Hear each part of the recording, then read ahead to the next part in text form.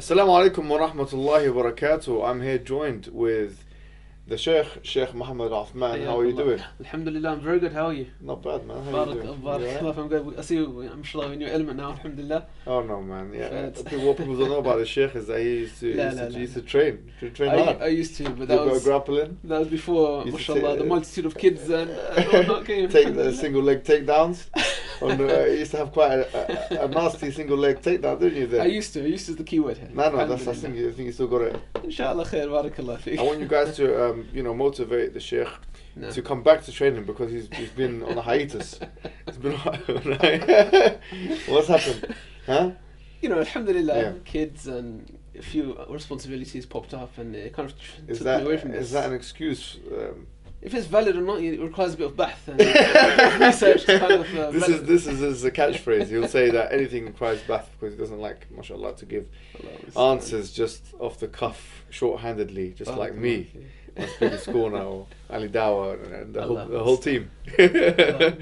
I'm only joking. Okay, we're going to talk about some very important issues. Yes, so we're here today to discuss the fiqh of MMA, mixed martial arts, combat sports, whatever you want to call it. Yeah, all right. Fiqh is what? Before we start. So fiqh is understanding. Generally, the linguistic term of fiqh is fahm. Some say fahm al-daqiq, delicate understanding. In terms of the istilah or technical definition, it's basically knowledge of the Islamic rulings of fiqh. So you're going to tell us some of the Islamic rulings of evidences. So what is allowed, what isn't allowed, etc. Yeah. I think so. Yeah, and I think the key to understand any kind of mu'amalat or any kind of transactions or ta'amulat, we could call it interactions, is that the asl in the sharia or the basic guiding principle is that everything is halal. Oh, okay. Everything's halal. Khalas, we can go. Everything's halal unless there is a nas. This is the key thing. Yeah. Unless there is a text or something that makes it haram. Okay. Yeah. So I think for listeners, brothers and sisters, it's clear, inshallah. Everything's halal unless there's something that it goes against the sharia. It's not the opposite, that everything's haram and you need evidence to prove it's halal. Okay? Yes. One of the guiding principles of Islam is the principle la darar wa dirar, which is that there is no harm to be inflicted upon oneself or reciprocating harm. Okay, so absolutely. How does this link to obviously to combat sports? This is the key thing, in my opinion. Okay. This is the key qa'id or the key maxim that is at place. Of course, some of the scholars of fiqh determined it as ad-darar yuzal. Okay. That the harm is to always be removed. Okay, and of course, sticking closer to the lafz nabawi, the prophetic saying, sallallahu alaihi wasallam, la darar wa la dirar. Of course, there's difference of opinion in the strength and weakness of this hadith, but there is consensus that the meaning is correct and accepted by the sharia. And I think this is a key thing here in combat sports. Okay, the reason being, if darar or any kind of harm, likewise, irrespective of combat sports, it could be anything else. If there is a darar that is mutahaqqiq and it's agreed that it will happen, it's quite confident it will happen, and it's a major cause for concern, then this thing automatically becomes haram to do. Like smoking cigarettes. Like smoking cigarettes, for example. And anything else you can think of in which there is... I know what you're thinking. Anything else in which you can think of in which there is darar, which there is harm. Okay? Mm-hmm. Therefore it takes the ruling. And this is the key thing for this. Okay? Can I ask a question? I know this is... I'm sorry to go on a tangent, but I think that people find this question interesting. Right? Yeah. Don't put me in the spot, huh? No. I have to, for example, eating fast food, like sugary foods and things like that, yeah? No. Obviously, it's... the aslan, you can't say it's haram, aslan, can you? No, of course not. The aslan is halal. But can it become haram for someone? La shak, of course. But rather than giving a general ruling, of course, this is a specific ruling. Someone's got diabetes, Then of course it's haram for him to eat sugary food, for example. That will lead to the cause of his sickness becoming worse or death, etc., etc. So yeah, these are specific circumstances, and most of these issues, if not all, are subject to what we call al-ahkam al-khamsa, the 5 different rulings. Something can be wajib, an obligation, or it can be mustahab, recommended, or it could be mubah, permissible, or makruh, disliked, or haram. And this depends on the time and the place and the person. Perfect. So let's get to the crux of things now. So coming back to it, the crux of things. Yeah, which is that this is the key principle here. Anything that is want for harm or causes harm is haram. Okay. Okay. So in terms of MMA, obviously, if someone's professionally doing mixed martial arts or professionally doing boxing, there's 2 things I can think of. There's the la darar wa dirar, but there's also the hadith of Abu Hurairah radiallahu anhu. He says, إذا قاتل أحد نعم. the Prophet Muhammad said صلى الله إذا عليه قاتل وسلم. أحدكم أخاه فليلتقي الوجه فإن الله خلق آدم على وجهه. نعم على So, صورته. على صورته. على صورته. So and another hadith إذا ضرب أحدكم أخاه. Yeah. So if any of you Yeah. engages in fighting with his brother, then let him Avoid the face. avoid the face. Because Allah subhanahu wa ta'ala created Adam upon his surah, upon the surah of Allah subhanahu wa ta'ala, meaning that he has a wajh. This is the interpretation of the majority of the fuqaha and the muhaddithun and the salaf. And that's another masala in and of itself. So the key thing here is, number one, as you said, harm. And this is actually the fatwa given by the Fiqh Council, okay, which follows the Rabt al-Alam al-Islami, which said, and this is by consensus of all the scholars that were present when they were discussing the issue of boxing, they said it's haram to participate in boxing that is professional. Meaning why? Because the darar is present. In fact, it's not just darar or harm, but you're actually making it halal. And the word they use is istibahat al-idaya. You're literally making it halal to harm someone else. Harm that can lead to extreme harm, extreme pain, it could lead to possible mutilation or disfigurement. And it could lead, as we know, and they mention even in the bahth, in the research, many statistics of CTE and brain damage and etc. etc. That's a good point about CTE, because actually if you look at a boxer, especially boxers here, Yeah.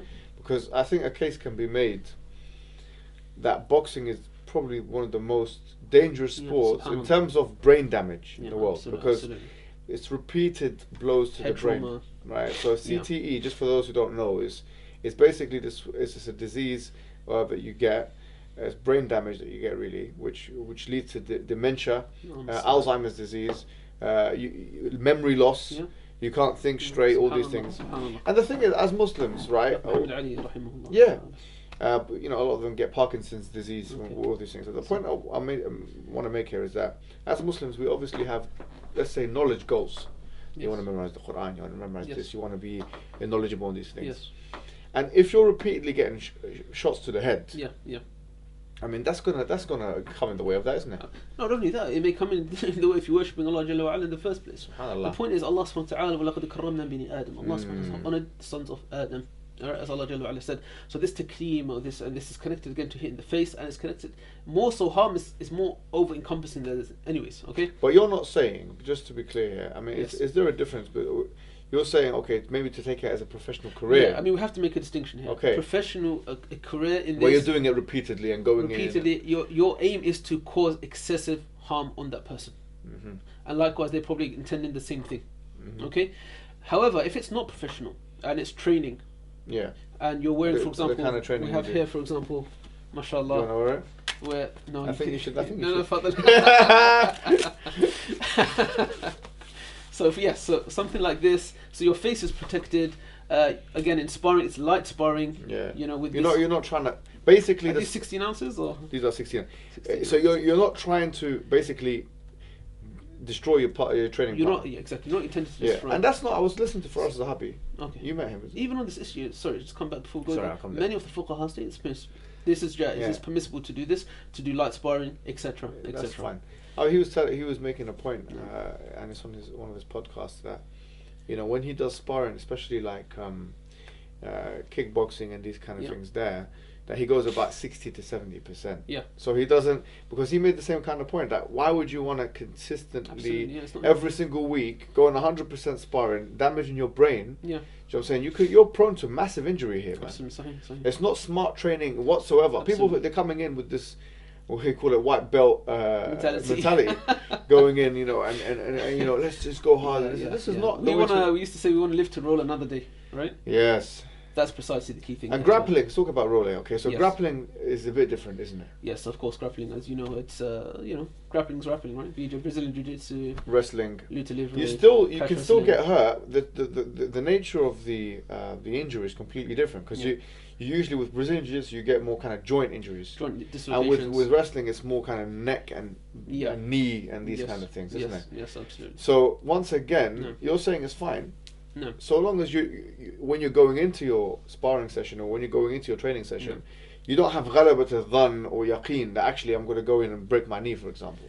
It's not only that, but it's the point is the qasd is not there. You're not going there to break someone's knee, or you're not going there to, for example, cause excessive harm on your training partner. Likewise, he should not be intending to. That's a key point. Otherwise, what's the difference now between something that's professional, something that is light sparring, for example? I see your point. So you're saying, so just to be clear, if your intention, if there is a reciprocal intention to try and inflict as much harm as possible on one another, that's not legit in Islam. Absolutely not. So in other words, going into a sparring club and you're trying to do these things with the intention of trying to cause as much harm as possible is not legit in Islam. I don't know a single faqih that said it's permissible. So this really is a summary of the whole issue. It's the issue of darar, and I hope that's clear, inshallah. I want to ask you another question though, because I think there's still some questions in the minds of I think young there's people. quite a few questions, to be honest. Let me ask you a few. Go ahead. That's one thing, yeah. So we agree. There's no reciprocating harm, yeah. We don't want to go in and say, okay, let's go 100%, and see who causes the most damage to the other person, and these things. However, if, for example, someone's in the streets, and there's one of them enemies comes, it's an enemy, clear enemy, and one of them enemies comes, challenging this and that, comes face, want to attack, Yeah, so the rulings that we've mentioned don't apply here. Don't apply to them. No, this is majority of the fuqaha state. In fact, I don't know a single one that differs upon this, and there's many ayat and hadith to suggest this. That one is dependent upon defending himself, inshallah ta'ala. Inshallah. So with the enemies, it's a different story. Absolutely. Because now you're defending yourself. No. Okay, and your honor. Your honor and everything else. So Muslims shouldn't, like, for example, think, okay, now I'm in the street, someone's trying to rob me. I can't hit his face, for example. I can't hit his face, I can't do this, I can't do that. No? Allah Jalla Ala knows best. Yeah. If someone is harbi mu'tadi and kada, yes, it's a different situation. Enemy and these harbi and okay, but perfect. Anything else you want to add to this?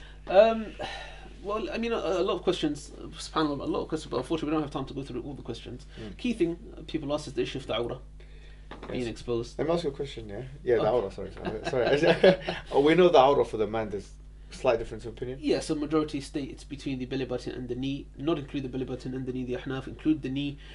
Some is the riwayah from Ahmed that the thigh is not an awrah. Some of the Malikiyya state this as well. Sheikh Mohammed alayhi rahmatullah, he chose this as his opinion as well. I personally believe this is the strongest opinion as well, that the thigh is not part of the awrah. Yes. So that's it really. Is there anything else you wanted to add? I mean, subhanAllah, just general guidelines to fit Allah subhanahu wa ta'ala in these places. I've received a few questions about brothers miss prayer because they're rolling or they're training, and of course that's not the case. You're right, Allah subhanahu wa ta'ala, that the salah has been prescribed upon you at certain times, fixed times. The rights of Allah, we need to remember, brothers and sisters, the rights of Allah subhanahu wa ta'ala upon us take precedence. Do you know wallahi, I'm happy you said that. Do you know why? No. Not only the rights of Allah, but the brothers and sisters, because wallahi, do you know, of course, the sisters have not been getting involved. Like now, we're getting a lot of sisters getting like hurt in the streets and them kind of things. I don't know. This is just my opinion, but I think that of all the combat sports, Brazilian Jiu-Jitsu, for females in particular, is probably the most advantageous. I would disagree. Okay, what do you think? I would say striking, of course, K1 striking, kickboxing, Muay Thai. And I think there's a slight resurgence amongst the Muslim clubs regarding this. I would also say wrestling as well. Okay, but the reason I say this, the problem is, the women are usually smaller than men, isn't it? It's, yes, but subhanAllah, I once had a little spar with a 60 kg wrestler. I thought you were going to say, well, 60 kg woman. That's what I which is also another completely haram to do. Yeah, and that's a good point you said. He had double underhooks on me. I couldn't move. I felt like, and I'm way over 100. I couldn't move literally. So it's not the point. The point being is that in a self-defense situation, I think it's key to be well-rounded. That's the point. Such as striking. Okay, so that applies for men and women. Men and women. I believe that wrestling is one of the most key features of any martial arts, because you can dictate where the fight takes place. It takes place standing up or it takes place on the ground. What do you think is going to happen with Khabib? Allahu A'lam, we hope Allah Jalla wa Ala gives victory to the him Muslims and to the Muslims. Allahumma. It will be probably one of the biggest victories of a Muslim fighter since rumbling the jungle. Absolutely, it's very key, and I hope that inshallah, the platform is used for da'wah and to spread Islam. And that's another issue, unfortunately, within UFC and these kind of places. There are some haram things. There's a lot of haram elements and stuff. We just mentioned some of them. And we just spoke about intentional harm. And and obviously like the awrah as well. Exactly. And the ring girls being haram. Ring girls, etc. So let's not sugarcoat it. Allahumma musta'an. Yes. Allah yahdi jami', Allah guide everyone. Ameen, ya Rab. Okay, well, I think that was a very good, alhamdulillah, fruitful session. If you have any more questions, that we could answer, that we could put to the Sheikh, then please do ask them, put them in the comment section. You can private message the Sheikh. You've got an Instagram, don't you? Instagram channel, yeah, definitely. Inshallah. And make sure you subscribe to the Sheikh's channel, and you like the video, inshallah. Until next time. Thank you. See, that's good. Excellent.